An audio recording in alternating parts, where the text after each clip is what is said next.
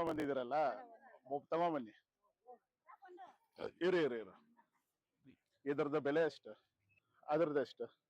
250, 350. 600 ರೂಪಾಯಿ ಆಯ್ತಾ? ಶಾಲು ಎಷ್ಟು? ನಾನು ಇವಾಗ ಹಾಕೊಂಡು ಹೋಗ್ಬಿಟ್ಟು ಕಾರಲ್ಲಿ ಎತ್ ಬಿಸಾಕ್ತೀನಿ. ಕಾರಲ್ಲಿ ಹೋದ್ಮೇಲೆ ನಮ್ ಡ್ರೈವರ್ ಆಗ್ಲಿ ಮನೇಲಿ ಯಾರನ್ನ ಆಗ್ಲಿ ಎತ್ತಿ ಎಲ್ಲಿ ಬಿಸಾಕ್ತಾರೋ ಗೊತ್ತಿಲ್ಲ. ಇದ್ರ ಬದಲು ಕಾಸು ಕೊಟ್ಬಿಡಿ ನನಗೆ. ನಾನು ಅವಮಾನ ಮಾಡ್ತಾ ಇಲ್ಲ. ನಿಮ್ಮ ಅಭಿಮಾನ ಬೇರೆ ರೀತಿ ತೋರಿಸಿ.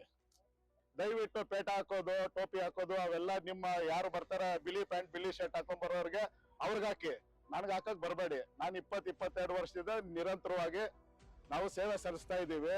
ನನ್ಗೆ ಇವೆಲ್ಲ ಇಷ್ಟ ಇಲ್ಲ, ಅರ್ಥ ಆಯ್ತಾ? ಇವಾಗ ಇದೇ ಕಾಸಿದ್ರೆ ನಾನು ಯಾರ್ಗಾನ ಒಂದ್ ಮಗುಗೆ ಏನಾನ ಕೊಡ್ಬೋದಾ? ಅಂಗಡಿಯಲ್ಲಿ ವಾಪಸ್ ತಗೊಂತಾರ? ಇಲ್ವಾ?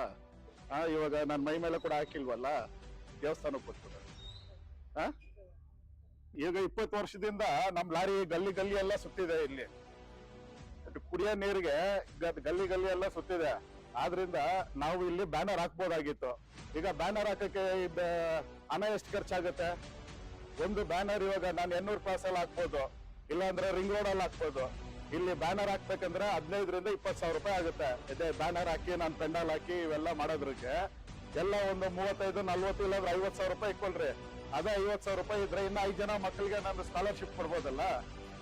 ಇವಾಗ ನಾವು ಇಲ್ಲಿ ಬಿಸಿಲಲ್ಲಿ ಏನೋ ಒಂದು 10-15 ನಿಮಿಷ ಅಷ್ಟೇ. ಇಲ್ಲಿ ಒಂದು 10-15 ನಿಮಿಷದಲ್ಲಿ ಬಿಸಿಲಲ್ಲಿ ನಾವು ಬಿಸಿಲಲ್ಲಿ ನಿಂತ್ಕೊಂಡು ಓಟ್ ಹಾಕ್ತೀವಿ.